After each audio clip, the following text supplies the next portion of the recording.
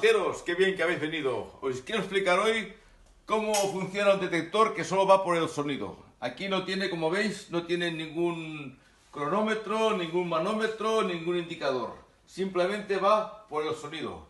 Y vamos a ver qué tipos de sonidos básicamente son los que nos interesan. El de hierro, el de plomo y el típico ruido de las monedas. Vamos a escuchar cómo suenan. Venid conmigo. Tengo en mis manos un objeto de plomo, una moneda de cobre y un clavo de hierro. Este es mi detector que funciona por sonido, simplemente por sonido. Tenemos que identificar los sonidos para una buena detección.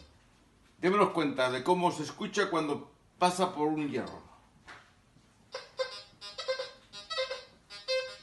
Estos tipos de sonidos automáticamente los rechazamos. No hacemos agujero. Cuando escuchemos este o este, tenemos que hacer la prospección. Esto es plomo y suena dudoso. Ante la duda, vamos a ver lo que hay. Esta es la moneda.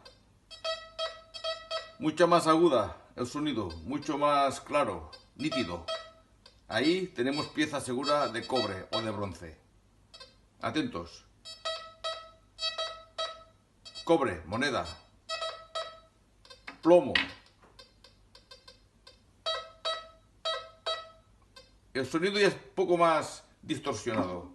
Y definitivamente lo que es el hierro. No nos molestemos en hacer el agujero. No vale la pena.